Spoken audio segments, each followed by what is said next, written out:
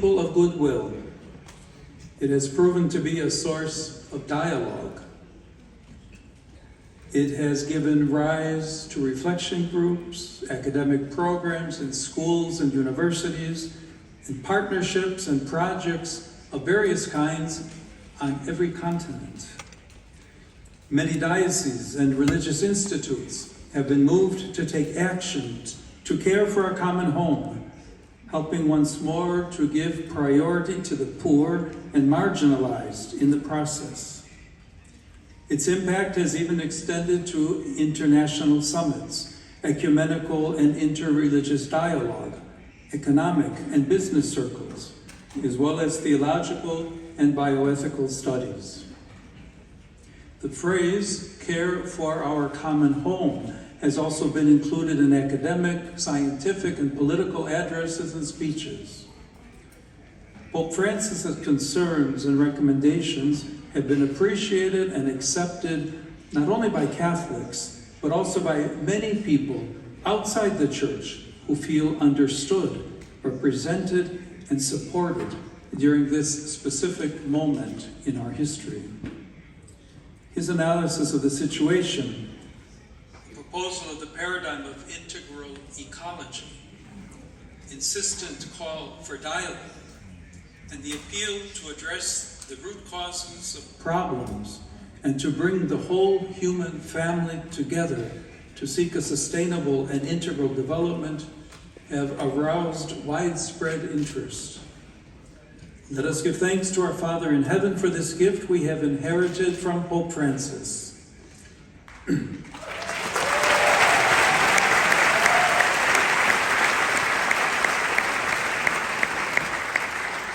The challenges identified in Laudato Si are in fact even more relevant today than they were 10 years ago.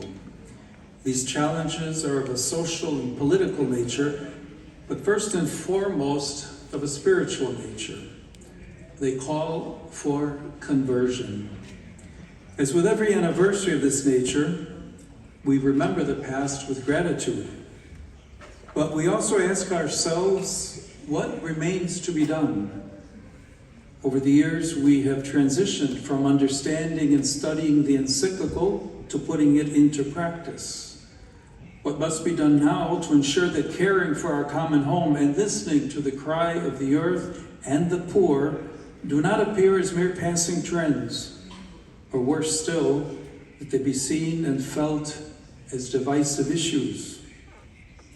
In line with Laudato Si, the apostolic exhortation Laudate Deum, published 2 years ago, noted that some have chosen to deride the increasingly evident signs of climate change, to ridicule those who speak of global warming, and even to blame the poor for the very thing that affects them the most. Besides spreading the message of the encyclical, it is now more important than ever to return to the heart. In Scripture, the heart is not only the center of feelings and emotions, but the locus of freedom.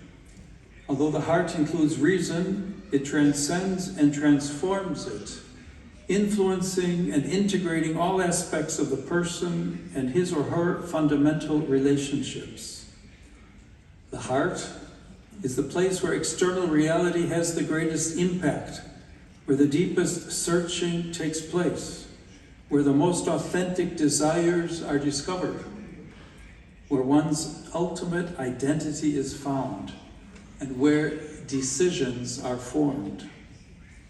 It is only by returning to the heart that a true ecological conversion can take place.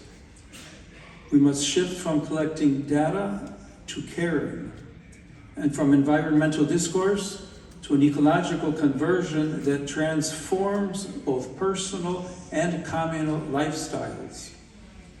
For believers, this conversion is in fact no different to the one that orients us towards the living God. We cannot love God whom we cannot see while despising his creatures. Nor can we call ourselves disciples of Jesus Christ without participating in his outlook on creation and his care for all that is fragile and wounded. Dear friends, let your faith inspire you to be bearers of the hope that comes from recognizing the presence of God already at work in history. Let us recall how Pope Francis described St. Francis of Assisi. He lived in simplicity and in wonderful harmony with God, with others, with nature, and with himself. He shows us just how inseparable the bond is between concern for nature, justice for the poor, commitment to society, and interior peace. May each of us grow in these four relationships: with God, with others, with nature, and with ourselves, through a constant attitude of conversion. Integral ecology thrives on all these relationships. Through our commitment to them, we can grow in hope by living out the interdisciplinary approach of Laudato Si and the call to unity and collaboration that flows from it. We are one family with one Father who makes the sun to rise and sends rain on everyone. We inhabit the same planet, and we must care for it together. I therefore renew my strong appeal for unity around integral ecology and for peace. It is encouraging to see the variety of organizations represented at this conference, as well as the wide range of organizations that have joined the Laudato Si movement and the Platform for Action. Moreover, Pope Francis emphasized that the most effective solutions will not come from individual efforts alone, but above all, from major political decisions on the national and international levels.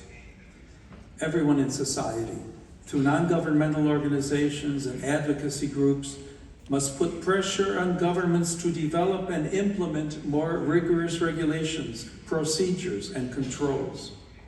Citizens need to take an active role in political decision-making at national, regional, and local levels.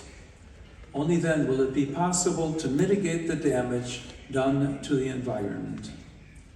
Local legislation will also be more effective if neighboring communities support the same environmental policies.